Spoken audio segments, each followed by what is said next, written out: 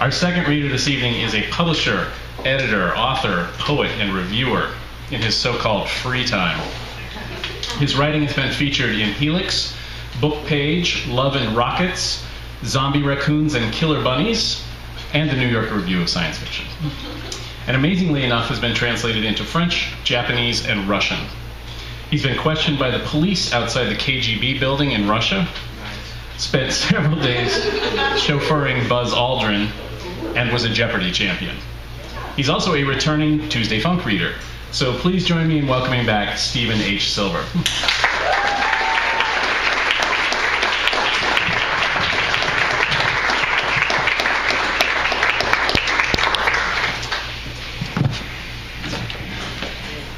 That's actually pretty good. Okay, it's a story called Lot in Sodom, a retelling of a biblical tale. God must have the greatest PR firm in all of creation. Sure, he created a lot of good in the world, but then he comes along and willfully destroys it. When Lucifer asked him about it, he commented rather flippantly, "I brought them into the world. I can take them out of it." That was right before we struck our deal. Despite all the suffering he has inflicted on his creations, they not only thank him, but they worship him. He even has the gall to make his creations think his destructive tendencies come from us. Of course, we always try to keep on the lookout for the cases when he seems to be in an overly destructive mood. Sometimes we succeed, more often we fail. My big assignment came shortly after two of our biggest failures, the deluge and the scattering from Babel. I was deviling the destructive alert desk when the call came in. Some of our spies in heaven had managed to get word to our Earth bureau chief that he was about to wreak another act of wanton destruction on mankind. The details were foggy, but it didn't seem as if it would be too major a case. Only a few cities this time. Normally, the EBC would have handled the situation alone, but Avram was still recuperating from the injuries he inflicted the last time they met. Being the devil on duty, it was up to me to intervene. According to Avram's message, there were two target cities, Gomorrah and Sodom. I had spent some time in Sodom once, so I decided I would begin my investigation there. Avram had reminded him of our deal and even managed to convince him not to destroy the cities if we could demonstrate any signs of culture and civilization within their walls. I managed to arrive at Sodom nearly a full day before he took any action. It was a city in dire need of urban renewal. The last time I had been there, the city was ruled by a guy calling himself King Oholiab from a huge palace in the center of town. I don't know what happened to Oholiab, but his palace was now functioning as the house of illest repute in the city. It was colorful. In fact, I haven't seen that many colors since I left heaven, and crowded. I've heard his creations talking about the hordes of hell, but we're nothing compared to the queues of Sodom. Everywhere I looked, the Sodomites were demonstrating a total disregard for any sense of propriety or morality.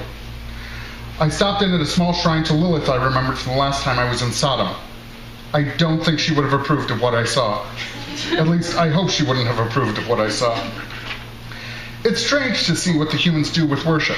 I knew Lilith and Baal and Ahriman and a horde, literally, of other demons and devils. I play Senate with them around the hellfire as we down a few drinks. All of us enjoy the small amounts of worship we get from pockets of faithful scattered across the world. We never look closely at what they do. When I returned to hell, I mentioned what I saw to Lilith and the others.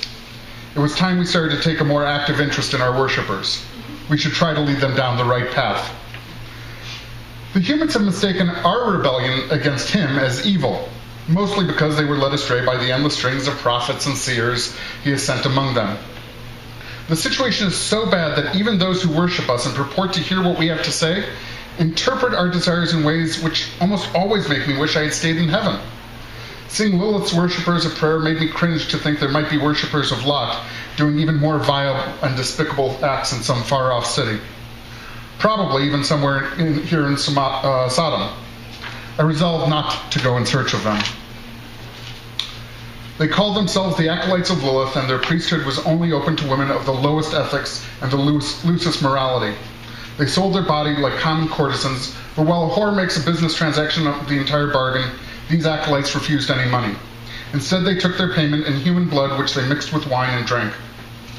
The orgies they threw in the temple were enough to turn your stomach. I'm as much in favor as a good orgy as the next devil, but at least in hell, all the participants are sentient. Livestock was meant to be cooked and eaten.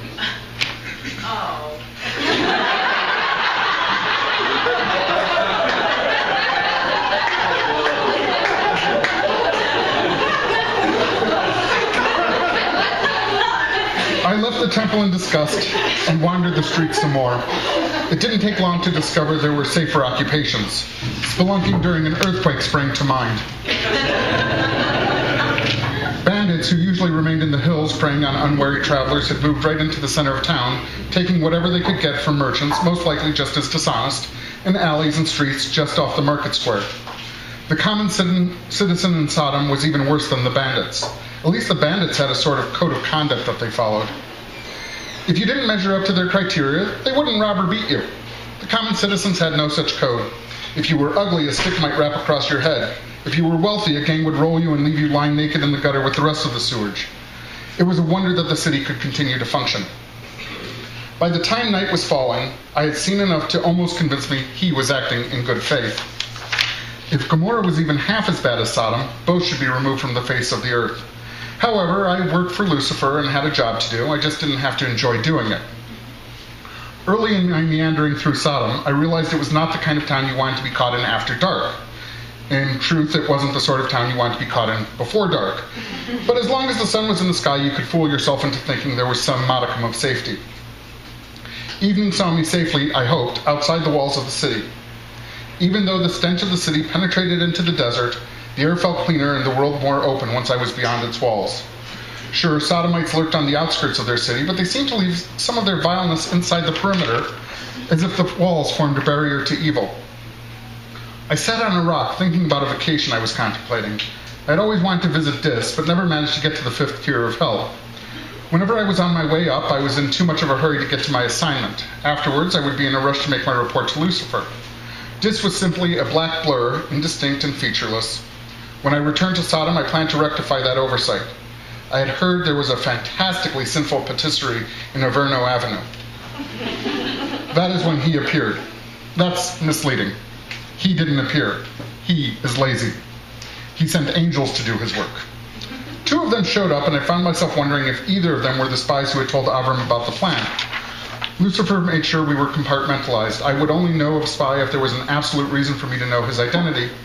Even if I were to have dealings with one of our heavenly spies, he would wear a disguise of some sort. Good evening, I called, trying to take their attention from their heavenly task of retribution. Would you care to break bread with me? I held out a flat loaf of bread and a cellar of salt. That's mighty kind of you, but we have urgent business within the city walls and are afraid they will be shut if we tarry. One of them spoke, but I couldn't tell which one. The voice seemed to come from a place somewhere between the 2 of them. They both looked the same.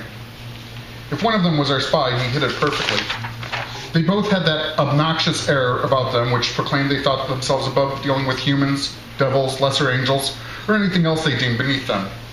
I fought back the urge to point out that he didn't believe this job was beneath them. Of course, he would never be caught doing this sort of thing, but he was the boss.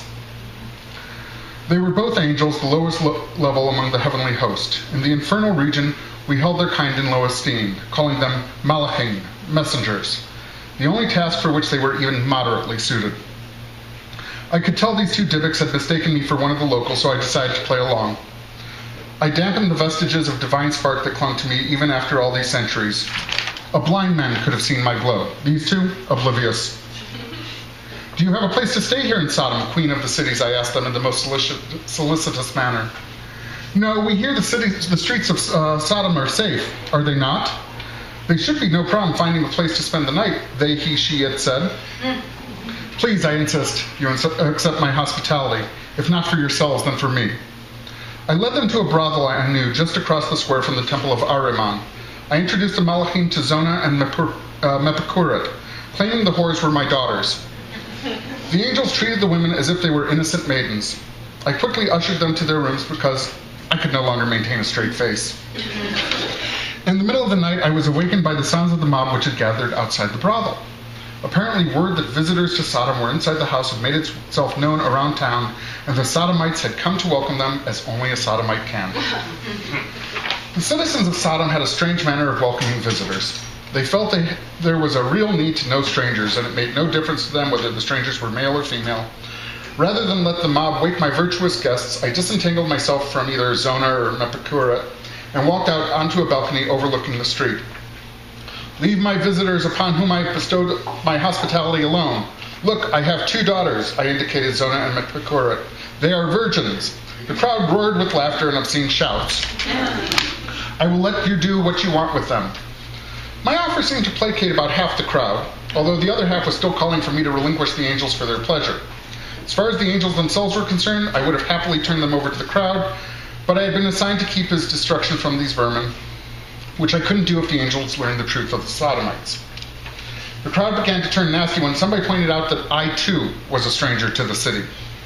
With this new comprehension, the crowd realized that I was deserving of their peculiar initiation rite. Although I didn't really care one way or the other about the physical aspect of their intentions, I liked to keep my sexual relations on a strictly voluntary basis, at least on my own behalf. I figured I was safe on a balcony 10 feet above the street, but I hadn't counted on the Sodomite zeal. They began climbing the balcony's supports, the stone in the brothel wall, and even each other in their efforts to reach me. As the first of the mob's hands reached the railing, I felt a strong pair of hands on my shoulders. At first, I thought part of the mob had somehow gotten behind me, but as I was jerked backward into the house, I realized I was being rescued by the angels. Rather than thoughts of gratitude, I could only think of how the other devils would ridicule me if word of this got back to the lower regions. Of course, with my embarrassment happening in Sodom, I was assured of that occurring. The angels hustled me, along with Mepicuret, Zona, and Gevuret, the madam who ran the house, out the back door of the brothel. Behind us, we could hear the mob tearing the building apart, searching for us or the angelic visitors. Although the third watch had just begun, the streets were still lit brilliantly by torches and lanterns. Men and women, and some whose sex could not be determined, walked the streets as if at a fantastic celebration. I must admit that I had learned and saw much during our flight from Sodom. Many of the things I saw were unspeakable practices which I can only hope I'll be able to forget as the millennia pass. I'm afraid I'll never be able to look at a camel in exactly the same way again.